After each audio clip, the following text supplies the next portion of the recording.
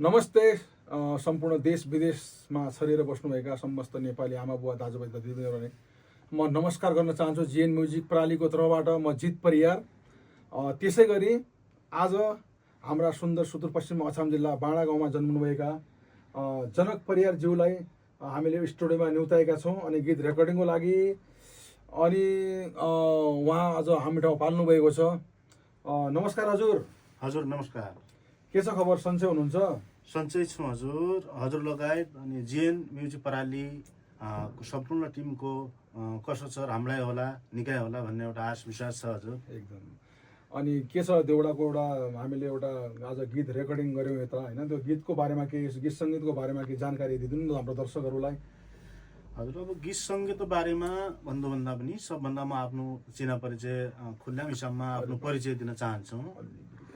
मेरो घर चाहिँ नेपाल प्रदेश नम्बर 7 सुदूरपश्चिम अछाम जिल्ला मोगलसेन नगरपालिका वडा नम्बर 13 बाँडामा जन्मथलो भई अहिले परदेशमा एउटा प्रवासमा रहर होइन बाध्यताले एउटा हामी सबै प्रवासी मनहरू प्रवासी मुटुहरू सबै आफ्नो ठाउँमा बसेका छौँ। आफ्नो ठाउँमा एउटा देशका कुना कन्त्रमा बसेर एउटा आफ्नो दुःख सुखलाई काटेर अनि परदेशमा नआएर हाम्रो छैन, घर देशमा साना साना छोराछोरी र बुढा आमाबुवालाई एउटा छाक टार्ने व्यवस्था नभएको कारणले हामी प्रवासिनु एउटा बाध्यता हो।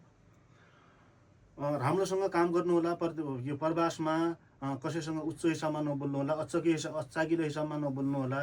आफ्नो एउटा जीविका पार्जन कसरी गर्ने हुने हो त्यो बारेमा हामीले चल्नुपर्छ। हामी नेपालीहरूले दाजुभाइहरूले भन्न चाहन्छौँ। अब यो गीत सङ्गीतको बारेमा भनेपछि यो गीत सङ्गीतको महलमा र यो गीत सङ्गीतको एउटा घरमा र यो गीत सङ्गीतको केही ढुकढुकीमा एउटा एक पाइला टेकिसकेपछि मैले यो गीत सङ्गीतको बारेमा पनि म केही न केही दुई टुक्का भन्न चाहन्छु। हजुर हजुर। गीत सङ्गीत भनेको हाम्रो के हो भनेपछि हाम्रो सांस्कृतिक छ। देउडा भइहाल्यो, होरी छ हाम्रो यसमा, पुतला छ।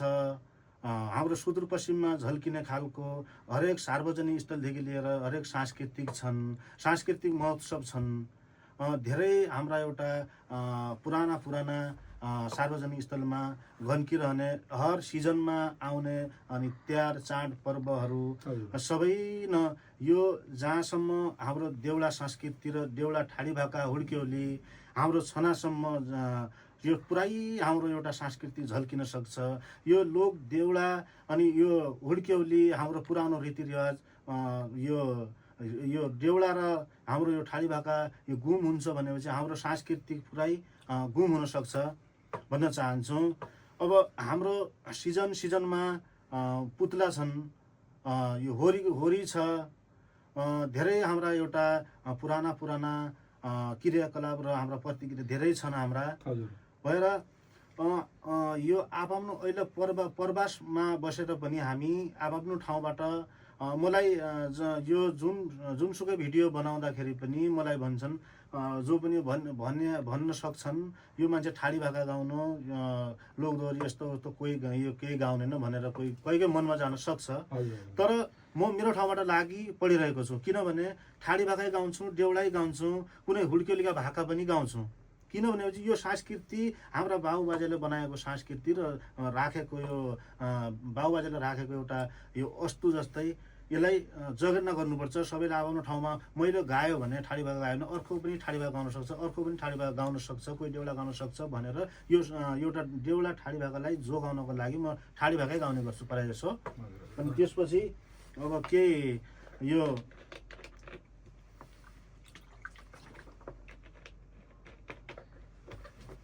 जस्तै हाम्रा अब गाउँघर सुदूरपश्चिममा झल्किने खालका एउटा पुतलाको पनि एउटा झल्को हजुरलाई म ऊ ठाउँमा नभए पनि अहिले प्रवासमा भए तापनि तर त्यो गाउँठाउँलाई एक टुक्का गाएर पनि म सम्झिन चाहन्छु मेरो जन्मभूमि बाँडालाई।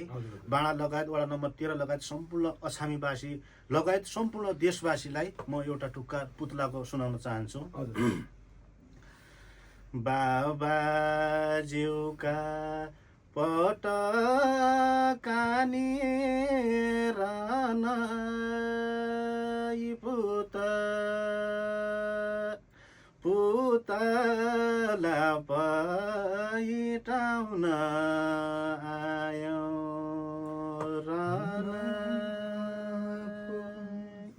यो एउटा पुतलाको टुक्का हो। हजुरले एउटा सुनेर साथ दिनुहोला। अनि त्यसपछि एउटा होरीको पनि म भन्न चाहन्छु। ये असुडी फुल र सुखाइया रे घाट पारी भौर जाइया रे, असुडी फुल र सुखाइया रे घाट पारी भौर जाइया। एउटा होरीको टुक्का यो हो। अब यसै गरी हाम्रो एउटा दसैँकी बेला एउटा सरम खेल्छन्। सरमको टुक्का पनि एउटा भन्न चाहन्छु म। नुन रसु माझको कौन रसु मिठो, हे रसु माझको कौन र, हे रसु माझको कौन रसु निको। यो एउटा सरमको भयो। यसमा चाँचरी छ, धमारी छ हाम्रो सुदूरपश्चिममा। अनि रोपाइगडामा म सानो छँदै हाम्रा यो बुढासेन चाइरा अनि औल भिमलो आमडालो कोसेनबाट हाम्री दिदीबहिनी आमा काकी फुपूहरू आउँदाखेरि हामी सानै थियौँ।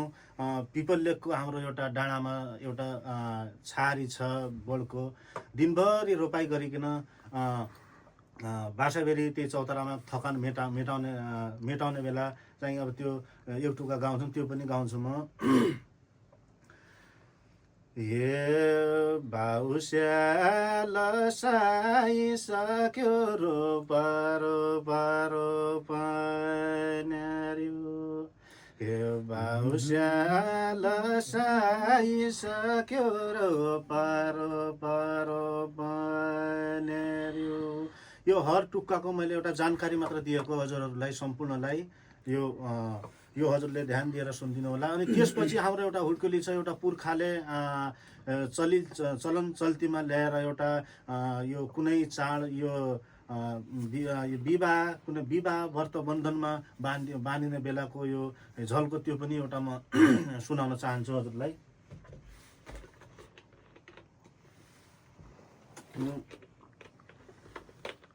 अब त्यो भारतको टुक्का गाउँछु। अब त्यो भारत पुरा फैल्याउँ भने कम्तीमा 2-3 घन्टा लाग्छ। कुनै टाइम आयो भने, बेला मौसम आयो भने त्यो पुरै भारतलाई एउटा उच्चारण गर्ने मौका पायो भने म प्रयास गर्नेछु हजुरको सामु भन्न चाहन्छु। एउटा अब यो एउटा काशीरामको लडाइँमा जाने बखतमा उनकी आमाले काशीरामलाई भनेको एउटा टुक्का भन्न चाहन्छु म। हजुर हजुर जय लहो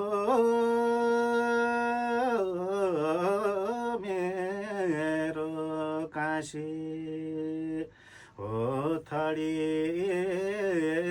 को बालक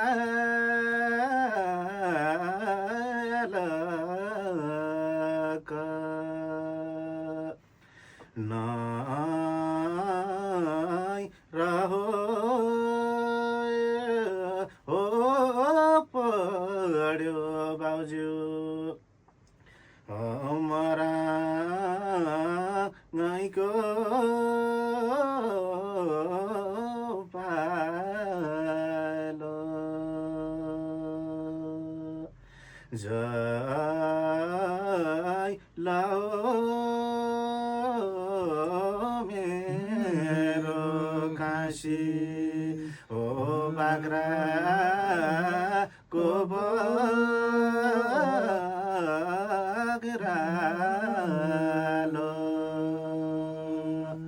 नाइ पढ्यो बाउज्यू मरा गाईको पालो जैल मेरो काशी थडीको बालक थियो नैर पढे बाउज्यू मरङ्ग पालो जब मेरो काशी भरत तरुन्यो तब पढे बाउज्यू मरङ्गको पालो भन्ने एउटा त्यो लामो छ, त्यही भएर छोटकरीमा भनिदिएँ हजुरलाई। अनि त्यसपछि अब मैले यति गाइसकेपछि यो एउटा पुरानो याद आउन लाग्यो, पुरानो रस्ती बस्ती र हाम्रो गाउँठाउँको वरिपरिको याद हजुरहरूलाई दिलाउनको लागि मैले यो हजुरको सामु राखिसकेको छु। अनि त्यसपछि हो यसरी नै यहाँबाट मैले लाग्यो भने अर्को गाउँबाट अर्को भाइले लाग्यो भने हाम्रो देउडा साङ्गीतिक ठाडी भाका हुड्क्योली, हाम्रो यो चाँचडी धमारी, अनि त्यसपछि अन्य सुदूरपश्चिमको भाषा र भेषलाई पनि हामी बदल्न सक्दैनौँ र हामी जो आमाबुवाले चलाएको यो पुर्खाहरूले चलाइआएको रीतिरिवाज छ त्यही अनुसारमा हामी अगाडि बढ्नेछौँ र आउने पुस्तालाई पनि हामी केही न केही जानकारी दिन सक्छौँ। राम्रो चिजलाई पुरानो जसै पुरानो पुस्ताका कोही अब फाल्ने र नयाँ हाल्ने पनि ऊ छ। पुराना जो भनौँ न पुरानो नराम्रा चिजलाई हामीले एउटा साइडमा लाउने र नयाँ पिँढीलाई नयाँ ढङ्गले र राम्रो स्थापना गरेर हामीलाई अगाडि बढ्नुपर्छ भन्न चाहन्छु। त्यसपछि अब यसै गीत सङ्गीतको बारेमा लागिसकेपछि मैले अब हजुरहरूको सबैको एउटा साथ अनि सपोर्ट र सल्लाह अनुसार विशेष गरिकन जिएन म्युजिक प्रणालीका हाम्रा पुराना अनि भव्य र सभ्यका साथ पढिरहनुभएका हाम्रा गायक भानिजित परिवारलाई पनि म धेरै धेरै धन्यवाद दिन चाहन्छु। किनभनेपछि मलाई यो स्टुडियोमा मलाई एउटा स्टुडियोसम्म दोहोऱ्याएर ल्याउने भनेका भानिजित परिवार नै हुन्। त्यही भएर उनको हिसाबमा अहिले यहाँ स्टुडियोमा आएर एउटा राम्रो खाले यो असम सुदूरपश्चिमलाई एउटा समेटेर हामीले एउटा आज देउडा गीत रेकर्डिङ भइसकेको छ।